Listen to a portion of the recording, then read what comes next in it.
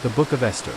Chapter 4 verse 1 to 17. When Mordecai perceived all that was done, Mordecai rent his clothes, and put on sackcloth with ashes, and went out into the midst of the city, and cried with a loud and a bitter cry. And came even before the king's gate, for none might enter into the king's gate clothed with sackcloth. And in every province, whithersoever the king's commandment and his decree came, there was great mourning among the Jews, and fasting, and weeping, and wailing, and many lay in sackcloth and ashes. So Esther's maids and her chamberlains came and told it her. Then was the queen exceedingly grieved, and she sent raiment to clothe Mordecai, and to take away his sackcloth from him, but he received it not. Then called Esther for Hatach, one of the king's chamberlains, whom he had appointed to attend upon her, and gave him a commandment to Mordecai, to know what it was, and why it was.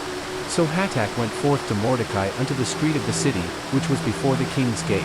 And Mordecai told him of all that had happened unto him, and of the sum of the money that Haman had promised to pay to the king's treasuries for the Jews, to destroy them.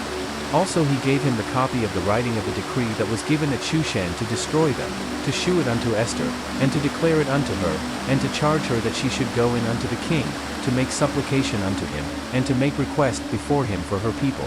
And Hatach came and told Esther the words of Mordecai. Again Esther spake unto Hatach, and gave him commandment unto Mordecai.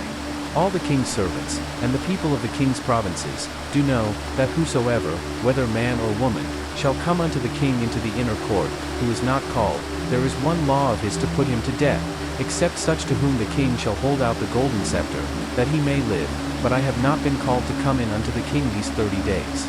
And they told to Mordecai Esther's words.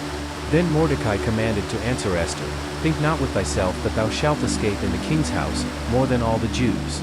For if thou altogether holdest thy peace at this time, then shall their enlargement and deliverance arise to the Jews from another place, but thou and thy father's house shall be destroyed, and who knoweth whether thou art come to the kingdom for such a time as this?